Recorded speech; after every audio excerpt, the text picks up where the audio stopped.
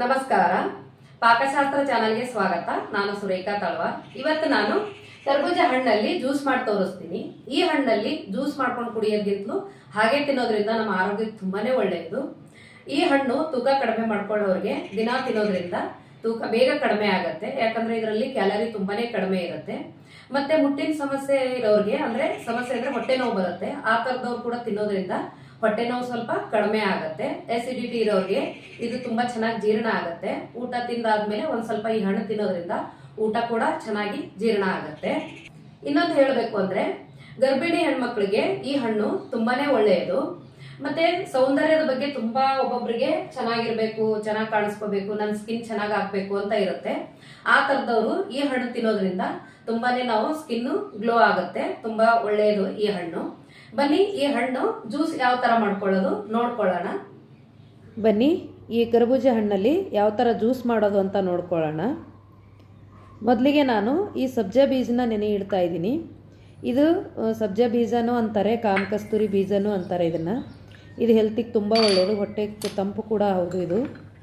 ಇದು ನಾವು ಯಾವುದೇ ಜ್ಯೂಸ್ ಮಾಡಿದ್ರೂ ಆ ಜ್ಯೂಸಲ್ಲಿ ಒಂದು 5 ನಿಮಿಷ ನೆನೆಸಿಟ್ಬಿಟ್ಟು ಆ ಜ್ಯೂಸಲ್ಲಿ ಹಾಕ್ಕೊಂಡು ಕುಡಿದ್ರೆ ಟೇಸ್ಟು ಚೆನ್ನಾಗಿರುತ್ತೆ, ಹೆಲ್ತಿಗೆ ಕೂಡ ಒಳ್ಳೆಯದು. ಇದು ಮುಚ್ಚಿಟ್ಟಿದ್ದೀನಿ. ಈಗ ಕರ್ಬೂಜ ಹಣ್ಣನ್ನ ಕಟ್ ಮಾಡ್ಕೊಳ್ಳೋಣ. ಇದು ಕಟ್ ಮಾಡಿ ಇದರಲ್ಲಿರೋ ಬೀಜನೆಲ್ಲ ತೆಗಿಬೇಕು. ನೋಡಿ, ಇದು ನಾವು ಬರೀ ಜ್ಯೂಸ್ ಮಾಡ್ಕೊಳ್ಳೋದಾದರೆ ಈ ಹಣ್ಣು, ಸಕ್ಕರೆ, ಏಲಕ್ಕಿ, ಸ್ವಲ್ಪ ನಿಂಬೆಹಣ್ಣು, ಒಂಚೂರು ಉಪ್ಪು ಹಾಕಿಬಿಟ್ಟು ಇದು ಮಿಕ್ಸಿನಲ್ಲಿ ಮಾಡಿಕೊಂಡು ಸ್ವಲ್ಪ ಐಸ್ ಹಾಕ್ಕೊಂಡು ಕುಡಿದ್ರೆ ಆ ಥರನೂ ಚೆನ್ನಾಗಿರುತ್ತೆ. ಇವತ್ತು ನಾನು ಸ್ವಲ್ಪ ಹಾಲು ಹಾಕ್ಬಿಟ್ಟು ಮಾಡ್ತಾಯಿದ್ದೀನಿ, ಹಾಗಾಗಿ ಇದಕ್ಕೆ ಹುಳಿ ಆ ಥರ ಏನೂ ಹಾಕ್ತಾ ಇಲ್ಲ.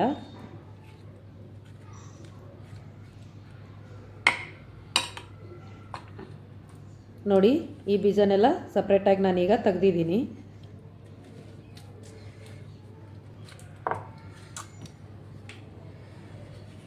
ಇದು 2 ಥರ ಕರ್ಬೂಜ ಹಣ್ಣು ಬರುತ್ತೆ. ಇದು ಒಂಥರ, ಇನ್ನೊಂದು ಥರನೂ ಬರುತ್ತೆ, ಅದು ಇನ್ನೂ ಟೇಸ್ಟ್ ಇರುತ್ತೆ. ಅದರಲ್ಲಿ ಕೂಡ ಮಾಡ್ಕೋಬಹುದು.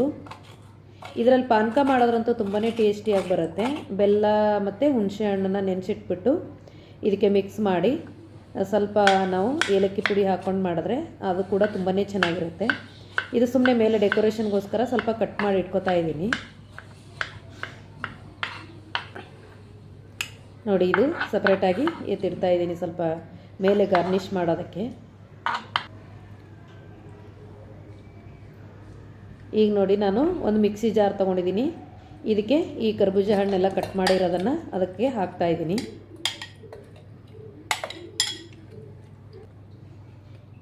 ಇದಕ್ಕೆ ನಾನು ಒಂದು 2 ಟೇಬಲ್ ಸ್ಪೂನಷ್ಟು ಸಕ್ಕರೆನ ಹಾಕ್ತಾ ಇದ್ದೀನಿ. 2 ಏಲಕ್ಕಿನ ನಾನು ಈ ಥರ ಕುಟ್ಕೊಂಡು ತೊಗೊಂಡಿದ್ದೀನಿ, ಅದನ್ನು ಹಾಕ್ತಾ ಇದ್ದೀನಿ.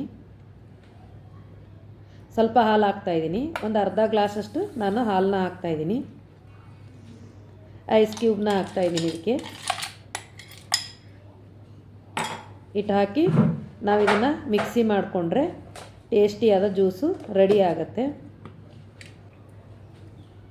ನೋಡಿ, ನಾನು ಇದನ್ನು ಮಿಕ್ಸಿ ಮಾಡ್ಕೊಂಡು ಬಂದಿದ್ದೀನಿ.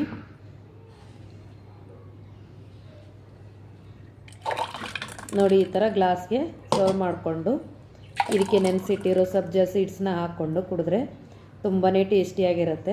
ನೋಡಿ, ಸಬ್ಜಾ ಬೀಜ ಕೂಡ ನೆಂದಿದೆ. ಒಂದು 5 ನಿಮಿಷ ಸಾಕು, ಇದಕ್ಕೆ ಜಾಸ್ತಿ ಹೊತ್ತೇನು ನೆನೆಸ್ಬೇಕಾಗಿಲ್ಲ. ಒಂದು 5 ನಿಮಿಷದಲ್ಲೇ ಚೆನ್ನಾಗಿ ಈ ಸಬ್ಜಾನ ನೆಂದು ಬಿಡುತ್ತೆ. ನೋಡಿ, ಸ್ವಲ್ಪ ಕಟ್ ಮಾಡ್ಕೊಂಡಿರೋ ಕರ್ಬೂಜ ಹಣ್ಣನ್ನು ಹಾಕಿದ್ರೆ ರುಚಿಕರವಾದ ಕರ್ಬೂಜ ಹಣ್ಣಿನ ಜ್ಯೂಸು ರೆಡಿ ಆಯಿತು. ಬೇಸಿಗೆಯಲ್ಲಿ ತಂಪು ಈ ಥರ ಮಾಡ್ಕೊಂಡು ಕುಡಿಯೋದ್ರಿಂದ ದೇಹ ಕೂಡ ತಂಪಾಗಿರುತ್ತೆ, ಹೆಲ್ತಿಗೆ ಕೂಡ ತುಂಬಾ ಚೆನ್ನಾಗಿರುತ್ತೆ. ನೀವು ಕೂಡ ಟ್ರೈ ಮಾಡಿ. ಮಾಡೋದು ಸುಲಭ ಇದೆ, ಟೇಸ್ಟ್ ಕೂಡ ತುಂಬಾ ಚೆನ್ನಾಗಿರುತ್ತೆ.